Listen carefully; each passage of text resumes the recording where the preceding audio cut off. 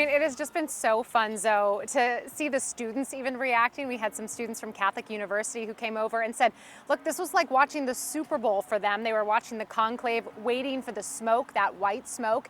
And of course, when we saw it, it was such a moment, such a raucous moment out at Vatican where everyone just, it's like new hope has been breathed into this. And it's been incredible. Right now we hear the bells pealing over my shoulder here at the National Basilica.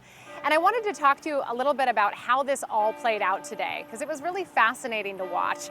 That iconic white smoke I had just mentioned, announcing the new Pope, came billowing out of the Sistine Chapel chimney around noon our time. The decision was made fairly quickly on just the second day of the conclave. And then Pope Leo XIV made his way to the balcony where he greeted the crowd in St. Peter's Square.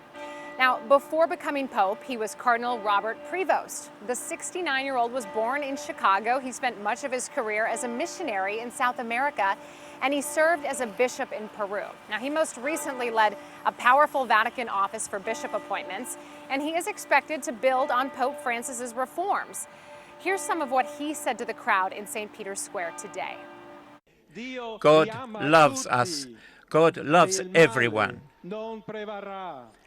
Evil will not prevail. We are all in the hands of God. There was a lot of applause from people gathered there, and we also saw, if you looked out into the crowd, quite a few American flags. CBS News spoke with one woman who traveled to Rome from Arlington to see this big announcement. So the moment they said the name and you realized... I was confused. I was like, did I just hear that right? And is this true? And had to wait for the trickle of information through the crowd. Why is it so meaningful to you? Just history in the making. Just to be at this conclave was already so exciting, but to have an American Pope come out of it is just, unfathomable. Back here at the Basilica, there was also a lot of excitement, as I had mentioned.